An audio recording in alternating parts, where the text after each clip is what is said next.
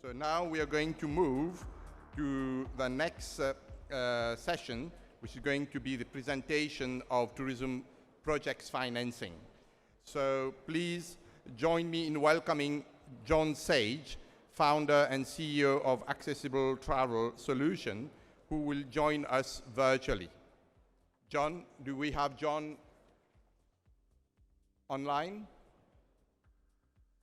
John is going to join us from Texas. Hello, John. Yes. Thank you, Ibrahim and Gerald. It's good to see you. Let me share my screen so we can get started. Okay. I'm John Sage. I'm CEO of Accessible Travel Solutions. That's a picture of me on the right. I'm a manual wheelchair user. I'm a member of the World Travel and Tourism Council. I've been traveling with a disability for over 20 years, and I've been planning trips for people with disabilities for 13 years. And really what we're focusing on is taking the next step in inclusivity of people with disabilities. And the way that I would describe it is we are helping the travel industry to access the last untapped travel demographic. And that's really what we're talking about. And that's through the SAGE inclusion system that I'll be describing today. The market itself is enormous. 20% of the population of source countries have some type of disability. So that's 1.3 billion people worldwide. It's not just wheelchair users. I think that's a misconception. It's all sorts of other disabilities, but in particular, it's seniors with bad knees and bad ears and bad eyes. And there's a lot of those out there, and it's growing over time. And these seniors are the ones that have the time and money to travel. They also take longer longer trips, and so they're good for sustainability. And so that's really the market. And you can see on the graph on the right that the percentage and the absolute number of people over 65 is growing over time. And so this market is huge and it's getting bigger. The issue is that disabled people, a disabled individual needs to know that their specific accessibility needs will be met before they will take that trip. And that's difficult for them to ascertain right now, to find that accessibility information and gain that confidence. Destinations and businesses need to gain their trust in order to get that booking. And so that's the challenge. The individual disabled traveler and the business or the destination are just not connecting in a lot of instances. And so there's many disabled travelers are outside of the market right now, and we're trying to help that. And so here's what we're doing. This is the solution. We are developing the SAGE inclusion system. It has two main inputs. So the first is accessibility expertise, accessible travel expertise. We do that both, we gain that both through international standards such as ISO, their accessible tourism standard, national laws like Americans with Disabilities Act, European Union guidelines. There's quite a few that we are taking into account. Also, our own SAGE best practices. Since we have been doing this for 13 years, we have quite a few insights into how this actually works because we've been planning every little detail of an accessible trip for 13 years. And so we take all this accessibility expertise, we combine that with scalable technology where we can collect accessibility information remotely, we can deliver training remotely, and we can drive this all through artificial intelligence so that it improves over time.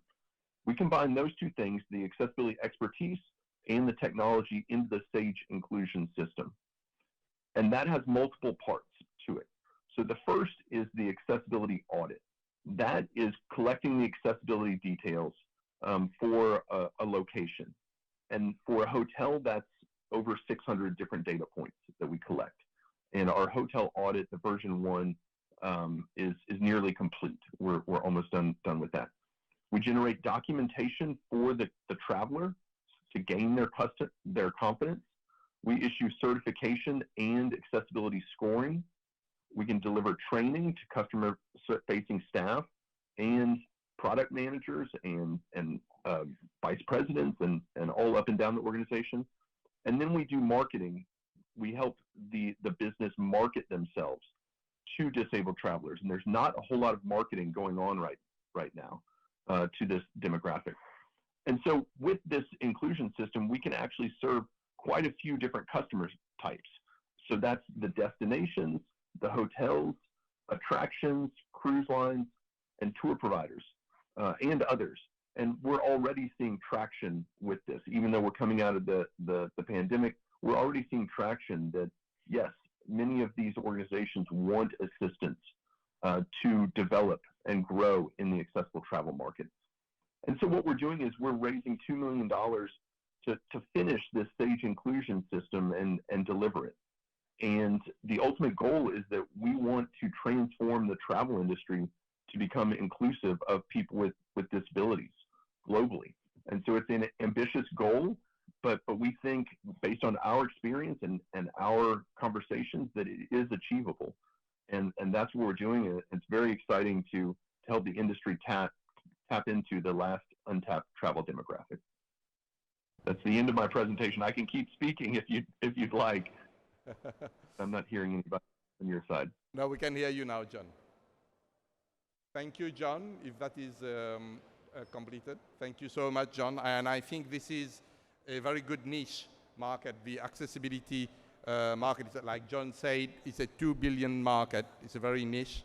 And good luck, John, for your capital raising of 2 million. And I'm gladly can say that ITIC is helping John, and we are going to work alongside with him for his capital raising. That's one part of the work that we do outside of conferencing. Thank you so much. We are going now to move to the next session, who is going to join us. Please welcome Guillaume Pellerin, who is the CEO of Wild World, who will also join us virtually. Guillaume is going to tell us about his project of eco-lodges. We are going to go greenfield development. Thank you. Do we have Guillaume? Nice to see you from Canada. Where about from Canada you are, John? Guillaume, are you joining us? Hi, Ibrahim. I am joining you from Quebec, Canada. And thank you very, very much for having me on the conference. I wanted to speak on the conference because I think that we will face after the pandemic three major challenges, the tourism industry, but also all of us as humankind. So the first main challenge is the reduction of our CO2 emission. I think a lot of companies are already working on that. The second biggest challenge that we will face, I think, and we don't talk about it that much, is the management of our waste system, especially in the packaging industry, for example. And the third one is the regeneration of our ecosystem here on Earth. So, you know, like you have been working in tourism for 15 years, and I'm not a mechanical engineer. I don't think I will invent in the next 5 years an electric commercial plane, for example. And I'm not a chemical engineer, so I do not think I will work on a fully compostable packaging system, for example. But I think all of us in the tourism industry can make a huge direct difference on the regeneration of our ecosystem.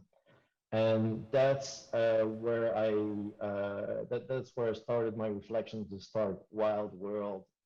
So my name is Guillaume Pellerin. I'm the CEO and owner of Wild World and Wild Investments. I've launched over 7 companies related to ecotourism so far. The last one being ZooBox, which was an off-the-grid glamping unit company. I recently sold my shares in February to launch Wild World. So how does it work? Basically, we launch ecotourism projects, relatively small in scale, from 25 to 50 units. The idea is to not only do sustainable tourism, but go to the next level. And oh, I see that my camera might not be working well. Let me start that over again. So, okay, I think it's working now. Um, so the way we do that is we not only work with uh, sustainable tourism, but we go to regenerative tourism. So the idea is that the site should not only impact the local environment, it should help the regeneration of it. We've developed a light franchise system that allows us to get more money from the investment so we can reinvest into replanting native trees, for example, a nursery for local endangered species, but also reinvest in companies that could help with the two other major problems, CO2 emission and the waste management. So it's not, it's not a charity, just like Tesla is not a charity. I think any company that manages those three challenges, CO2 emission, waste management, and ecosystem regeneration, will make significant amount of money, especially now in the green economy that we're all living in. So to give you an example, the sites are cost between 5 and 10 million. Return of investment is about 5 to 7 years. The yield is from 15 to 35%, so it's pretty good for a tourism investment. And the money that we use for regeneration, it's not only given to plant trees, for example. It could be used to buy acres of land that then we can claim carbon credit from. So it's really an investment. It's more than just a regeneration. So right now, I've launched a company in February.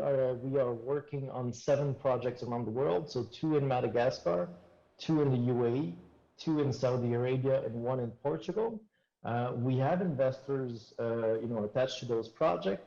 But if you are an investor and you're interested in regenerative tourism, you're free to, give me a call or reach out so we can talk about it.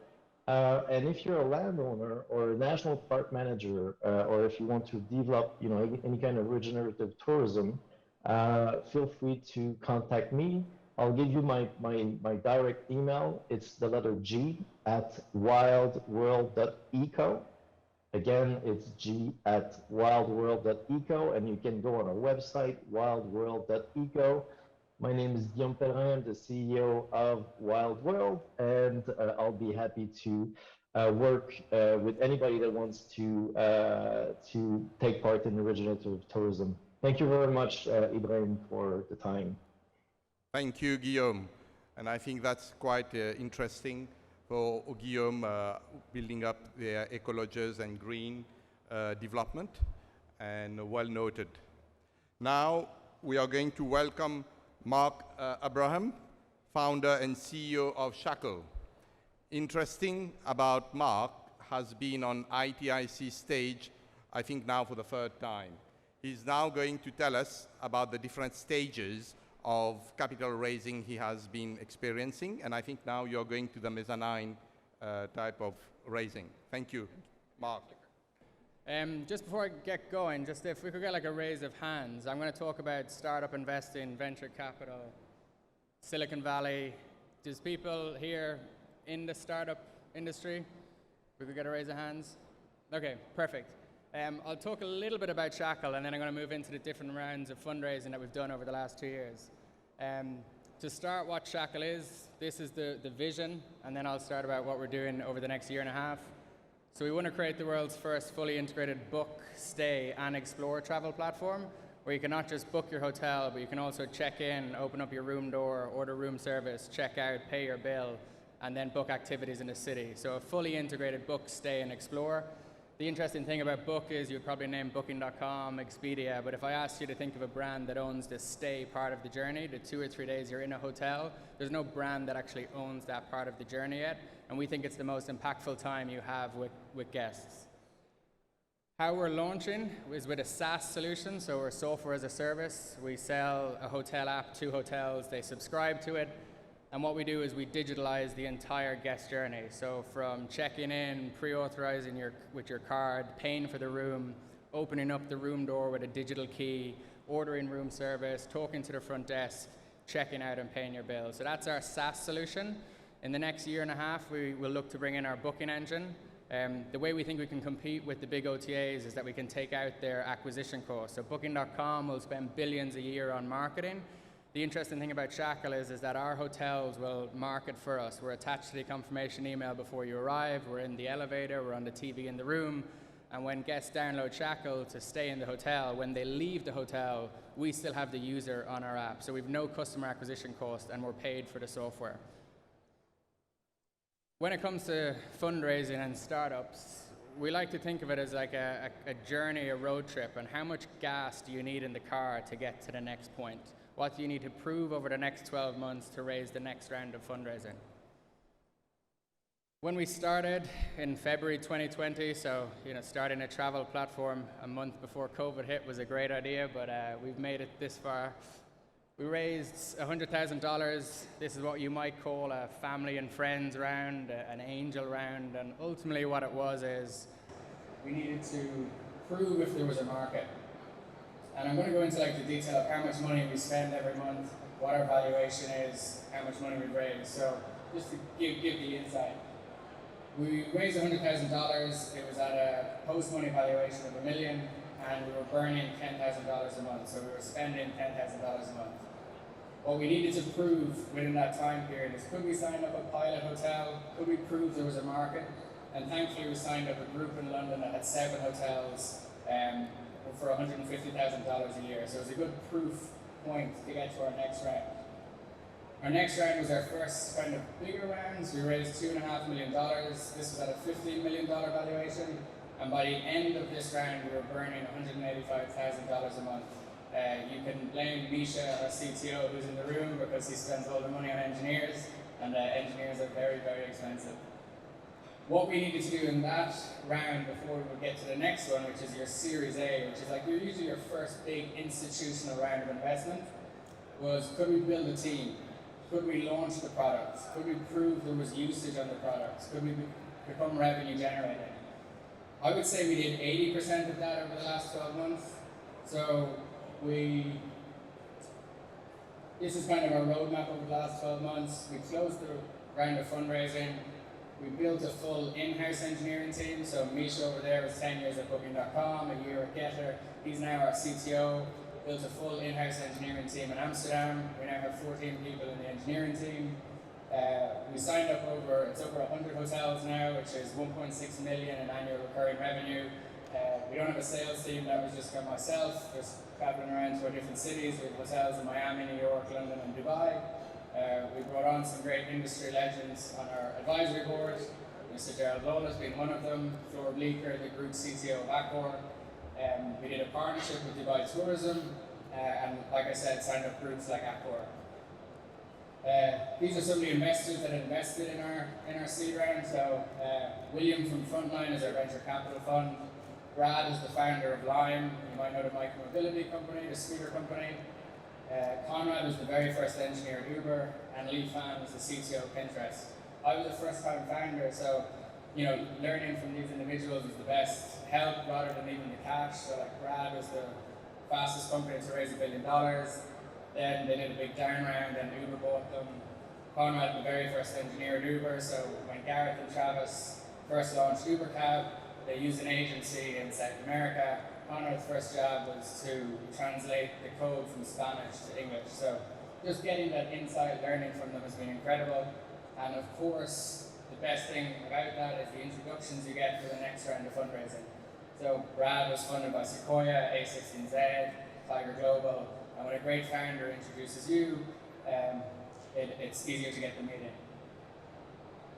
We also built a full, we built a full in-house team, all based in Amsterdam and London. We've got 22 people now, and we've no outsourced engineers. That's a big thing for investors, that your code is built in-house rather than working with agencies.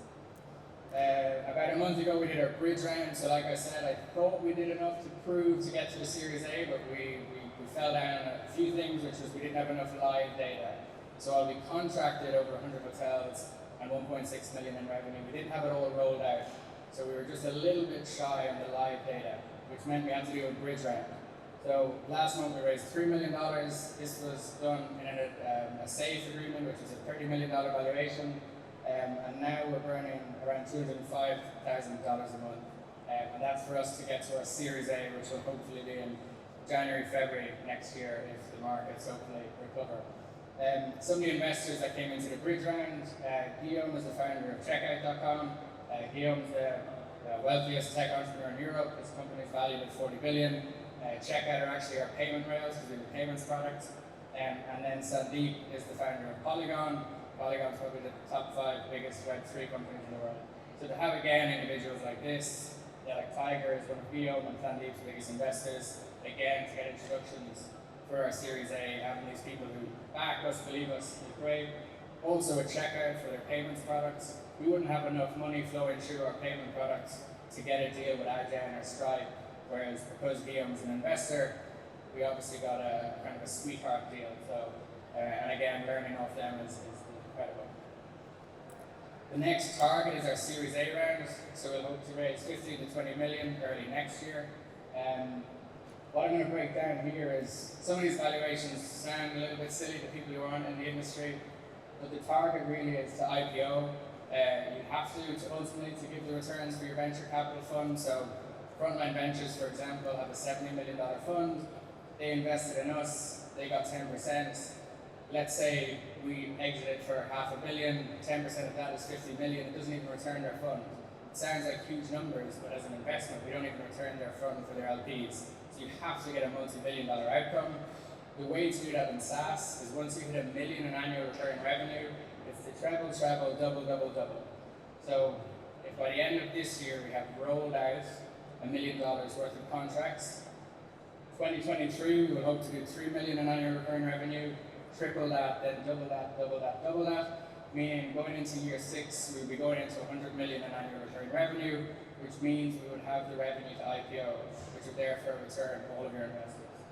So that is the target, that's what you have to aim for, that's the work you have to put in. I don't take the fiduciary responsibility lightly. We work pretty much all the time at this.